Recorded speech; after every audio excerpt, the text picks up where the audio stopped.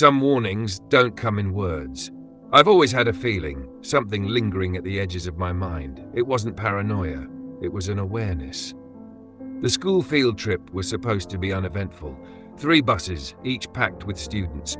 I was on bus number 1 alongside 76 others.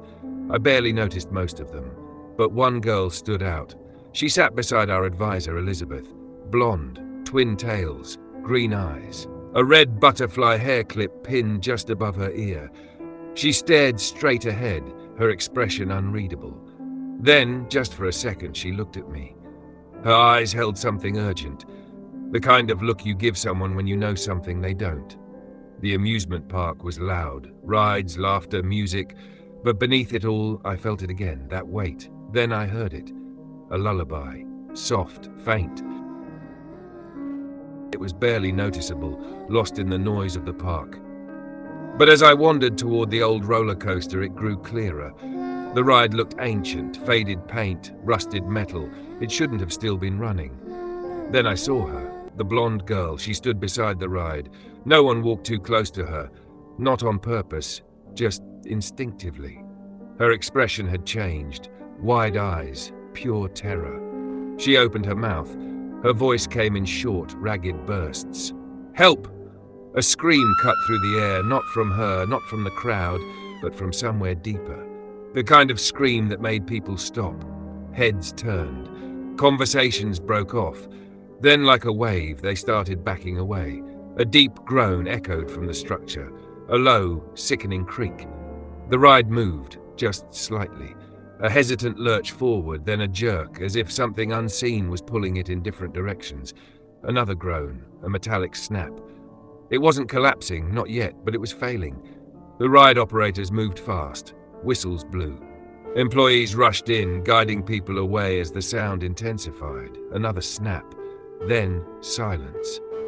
The structure trembled, then settled like an animal wounded but still breathing. The area was cordoned off. No one was hurt. But I couldn't shake the feeling that it was close. Too close. An old man stood near the fence, watching the girl. He muttered under his breath, "She's back again." I turned to look at her, but she was gone, and yet the lullaby remained. "All right, listen up!" The voice of one of the class advisors cut through the low murmur of students lining up outside the buses. The teachers were doing a final head count before we left. Elizabeth stood at the front, clipboard in hand, but she wasn't writing anything. She was staring. Not at the students, not at the checklist, just staring into the distance. One of the teachers nudged her. "Elizabeth?" She blinked, shook her head slightly, and cleared her throat. "Right. Roll call. Let's begin." Her voice was off, distant. Something felt wrong. Then I noticed a stray dog wandering near the group. It trotted toward Elizabeth, then froze. Its ears flattened. A low whimper escaped its throat. Then, suddenly, it turned and bolted in the opposite direction. The air felt colder. A gust of wind swept through the lot. The clipboard slipped from Elizabeth's fingers, papers scattering across the pavement. Then it happened. A truck. Speeding. Too fast. Headed right for us. Time slowed. The headlights grew brighter. The world shrank to that moment. A breath held too long. A whisper. My name. Elizabeth didn't see it. She was still lost in thought. The blonde girl pointed, her face pale, frantic. No one else seemed to see her. I moved before I could think. "Elizabeth, move!" I grabbed her arm and yanked her back just as the truck roared past. The impact rattled the air, shaking the ground beneath us. Wind rushed in, cold and sharp. Then, silence. A heavy, suffocating silence. Elizabeth's breathing was uneven. You saw her, didn't you?" I nodded. Her voice broke. "What did she look like?" I told her every detail. The blonde twin tails, the green eyes, the urgency in her expression, and the red butterfly hair clip. Tears welled in Elizabeth's eyes, but there was something else there too, guilt. A sorrow so deep it made her hands shake. "That's my sister." I froze. "She died years ago," she whispered. "She saved me, pushed me out of the way of a car." Her voice cracked. "She should have lived, not me." Her fingers slipped into her pocket, brushing against something. She pulled it out. A locket. faded gold, worn from years of being held too tightly. "She gave me this," she said, voice barely above a whisper. "She told me to keep it forever." She turned it over, her thumb tracing the back. A red butterfly was carved into the metal. Her grip trembled. I never stopped missing her. When I turned back, the blonde girl was gone. But something caught my eye. A single blonde hair on Elizabeth's sleeve. And in the distance, barely audible over the hum of the engine, I heard it. That night, Elizabeth sent me a message. No words, just a picture. A faded Polaroid of her and her sister standing side by side, matching butterfly clips in their hair, and below it, a note. "She will always watch over me."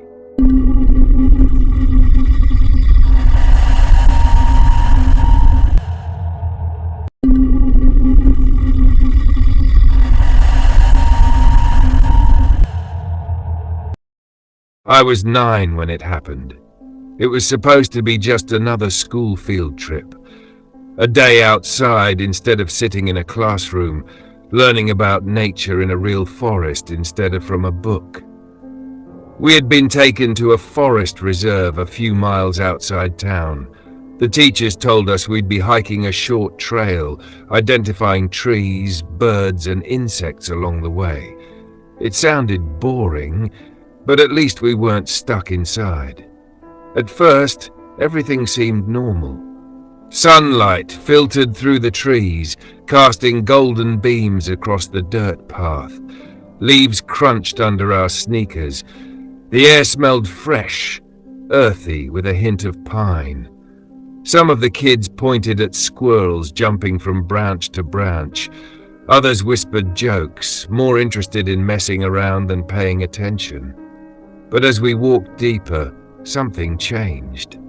It wasn't immediate, just little things. The air felt heavier, the way it does right before a thunderstorm. The wind, which had been rustling through the trees, stopped. The temperature dropped slightly, not enough to be obvious, but just enough to feel wrong. And the worst part, the forest got quiet. Not the kind of quiet you expect in nature. It was too sudden, like someone had pressed mute on the entire place. Even the birds were gone. Mr. Alton, our teacher, had been leading the group. He suddenly stopped walking and turned to face us.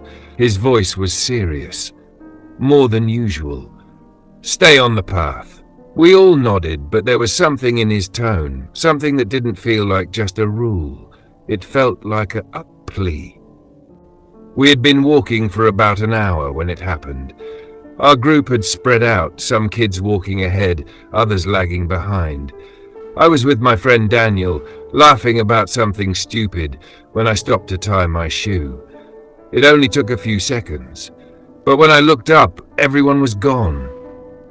I spun around, expecting to see Daniel behind me. He wasn't. The trail, which had been a clear dirt path, now looked narrower, almost like it had shrunk when I wasn't looking. And then the trail split. I didn't remember that happening before. One path curved to the left, the other slanted down, disappearing behind thick trees. I took a step forward, hesitated. The air shifted. A sudden cold draft brushed against my neck, raising goosebumps on my arms. It wasn't just the temperature, it was the smell. The fresh, earthy scent was gone, replaced by something musty, something dead. That's when I heard the whisper.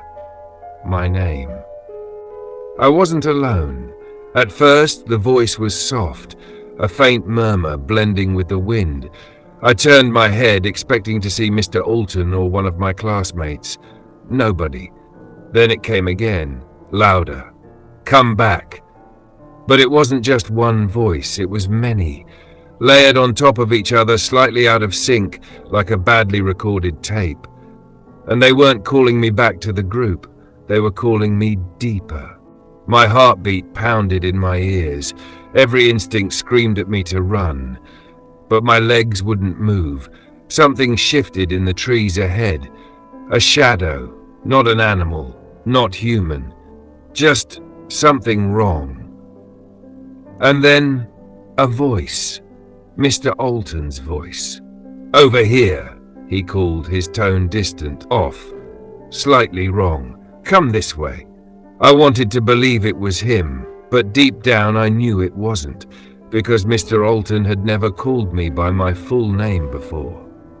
A branch snapped behind me. I turned, expecting to see Daniel, praying it was him.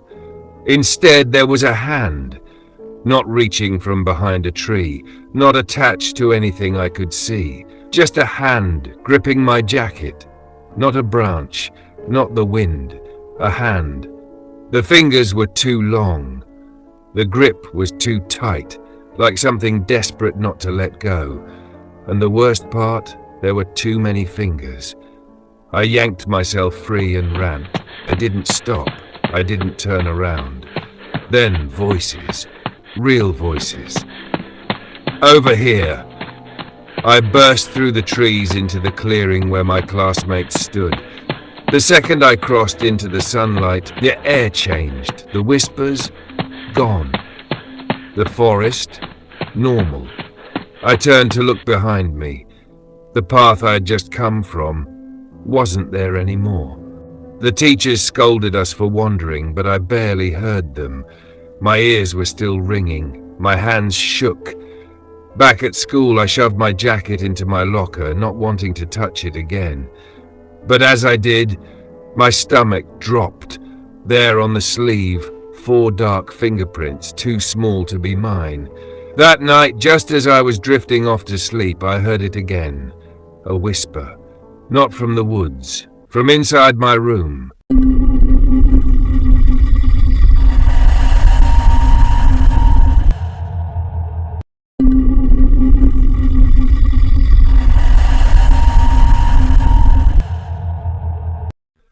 I was 8 years old, too young to grasp the finality of death, but old enough to feel its icy grip. Our school field trip to the Grand City Museum promised wonder, yet as we stepped into its echoing marble halls, every whispered sound and hidden symbol sent shivers down my spine.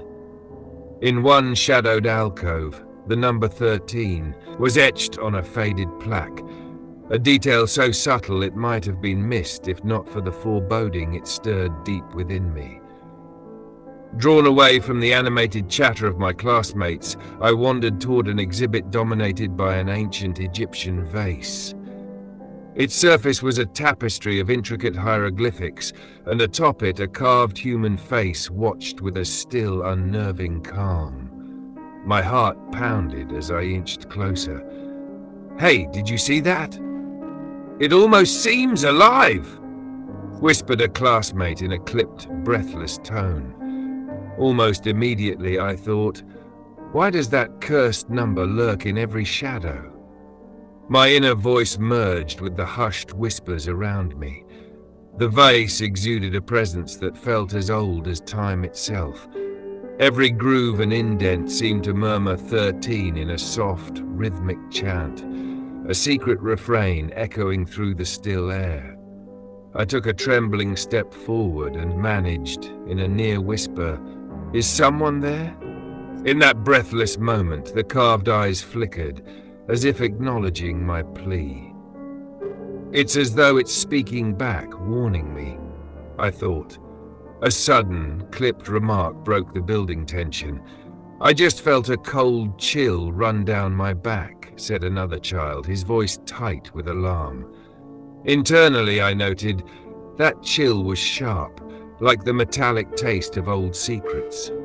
Not long after, as our teacher's call stirred us to regroup, I seized a hushed moment to ask, "Miss, why does the number 13 keep appearing everywhere?"